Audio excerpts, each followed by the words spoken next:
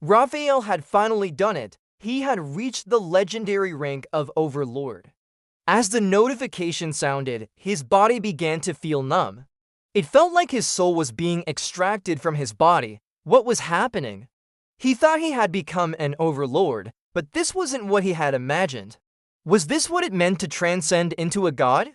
But if that was the case, why did his consciousness remain? The last thing he remembered was fighting against the evil dragon, Mortifer.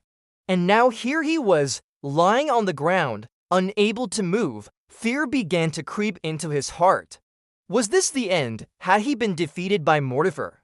If so, where was his body? Had the dragon devoured him? A myriad of thoughts raced through his mind. He could feel his vision blurring as darkness enveloped him. However, as the darkness intensified, a single point of light emerged, pulling him towards it. All of a sudden, the light exploded, filling him with immense power. What happened next was beyond his wildest dreams. His eyes snapped open, and he found himself standing in a lush forest, the trees towering over him like ancient giants. But something was different. The world around him seemed more vibrant, more alive.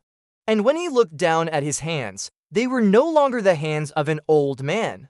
They were the hands of a young boy, hands that were strong and nimble. Who am I? Raphael asked himself, his voice echoing strangely in his own ears. He didn't know who he was or where he was.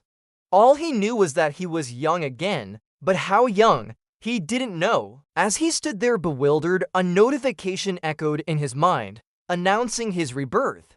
Raphael couldn't believe what he was hearing. Had he really been reborn? But why, and what did it mean for him now?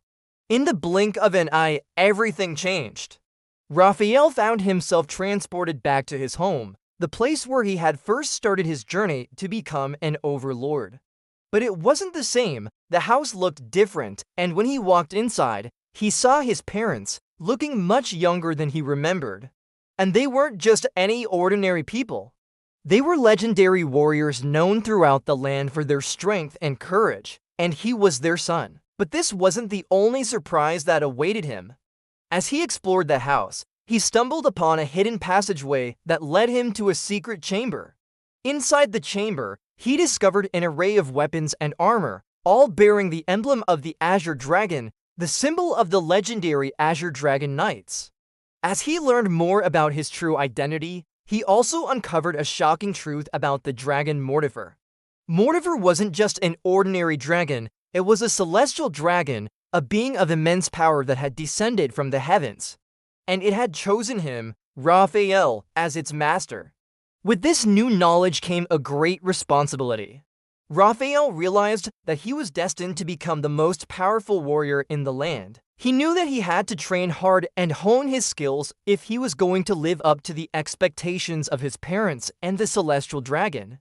Determined to rise to the challenge, Raphael began his rigorous training regimen. He practiced day and night, pushing himself to the limit. As the years passed, Raphael grew into a skilled and powerful warrior, mastering the use of the dragon's might.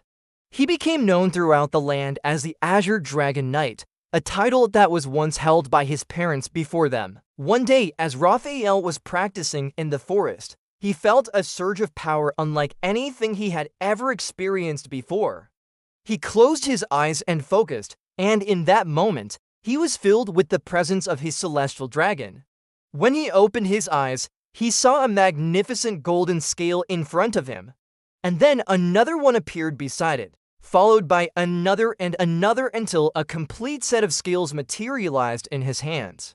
These were no ordinary scales, they were the scales of his celestial dragon, and they contained immense power within them. With these scales, Raphael could unleash the full force of his dragon's might, becoming an unstoppable force of nature. However, the scales came with a warning. If he were to lose even one of them, his connection to the dragon would be severed forever. Raphael knew that he had to be extremely careful. So he hid the scales in a secret pocket within his armor, vowing to protect them at all costs. As Raphael continued his training, he also delved deeper into understanding the history of the Azure Dragon Knights. He learned about their legendary feats and the great battles they had fought to protect the realm. Inspired by their legacy, he vowed to uphold their honor and become the greatest Azure Dragon Knight of them all. With his training complete, Raphael was ready to take on the world. He set out on a journey to explore the realm and hone his skills in battle. Along the way, he made many allies who were drawn to his courage and determination. He faced many challenges and battles, but he was always victorious. His skills and power grew with each passing day, and his reputation as the Azure Dragon Knight spread far and wide. As Raphael's power grew, so did the threat level of his enemies. Soon, he found himself facing foes who were not only powerful, but also had a personal vendetta against him. Despite the danger, Raphael never backed down from a fight. He knew that as the Azure Dragon Knight, it was his duty to protect the realm and its people. With the help of his allies and the power of his celestial dragon, Raphael was able to defeat every enemy that stood in his way. However, he knew that the real test was yet to come. Deep in the heart of the Shadowlands, Mortifer was waiting.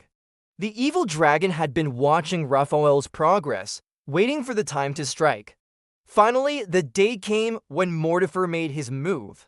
He unleashed his army of darkness upon the realm, plunging the land into chaos and destruction. Raphael knew that he had to act fast. He gathered his allies and charged into battle. The fight was fierce and bloody, and many lives were lost, but Raphael was undeterred. With the skills of his celestial dragon, he unleashed devastating attacks, sending Mortifer's forces back. As the battle raged, Raphael caught sight of his parents. They were trapped in a cave surrounded by Mortifer's minions. Without hesitation, Raphael broke through the enemy ranks and rescued them. With his parents by his side, Raphael's resolve hardened. He confronted Mortifer directly, and the two dragons clashed in a battle of epic proportions. Their roars shook the very foundations of the realm as they traded blow for blow. In the end, it was Raphael who emerged victorious, slaying Mortifer and ending his reign of terror. In the aftermath of the battle, Raphael was hailed as a hero. He had saved the realm from destruction and brought peace to its people. But he knew that the fight had taken a toll on him. He was weary and wounded, and he needed a place to rest. So he returned to his home, where he had once begun his journey. As he stepped inside, he noticed something strange. There was a figure standing in the middle of the room, shrouded in darkness. Raphael cautiously approached, and as he got closer, he could make out the figure's features. It was an old man, and not just any old man. It was his past self, his former self before he had embarked on his journey to become an overlord. Confused and disoriented, Raphael struggled to comprehend what was happening. Why was he seeing his past self? And how was it possible? The old man turned around, and when Raphael looked into his eyes, he saw a reflection of himself, a younger version of himself staring back. Suddenly, the old man spoke, and his voice echoed with familiarity. "You have returned," he said. "I've been waiting for you." Raphael felt a surge of emotions. He wanted to ask countless questions, to seek answers, but words failed him. What could he possibly say? How could he explain the bizarre situation he found himself in? The old man, sensing his confusion, reached out a hand, and in that moment, everything became clear. A flood of memories rushed back to Raphael, memories of his past life, of his journey to become an overlord, and ultimately of his death. He remembered the battle with Mortifer, the feeling of his soul being extracted, the blinding light, and the rebirth. But amidst these memories, there was something else, something that had been missing. He remembered the system that had guided him, that had given him strength and power. It had vanished during his rebirth, leaving him confused and alone. Now here he was, face to face with his past self, and the old man, his former self, held the key to everything. As Raphael reached out to grasp his past self's hand, he felt a surge of energy coursing through him. It was the system. It had returned, but it wasn't the same as before. It was different, more advanced, more powerful. Suddenly, a notification echoed in Raphael's mind. His eyes widened as he absorbed the message. His past self was offering him a choice that would determine his fate. Raphael hesitated. On one hand, he yearned to understand, to delve into the mysteries of his rebirth and the system. But on the other hand, the prospect of losing his current life, his current loved ones, terrified him. The decision was agonizing, and the weight of it pressed heavily upon him. As the seconds ticked by, Raphael felt a profound sense of responsibility. He was at a crossroads, torn between the allure of the unknown and the love for his present life. With a deep breath, Raphael made his choice. He chose to accept the gift, to embrace the unknown.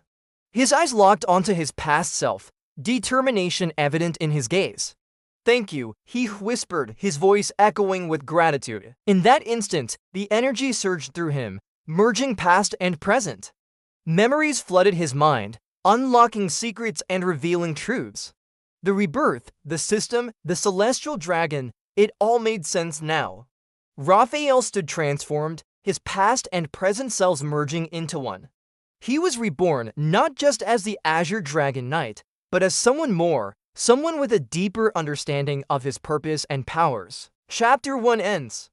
Please leave a comment below if you want me to continue the story. See you next time.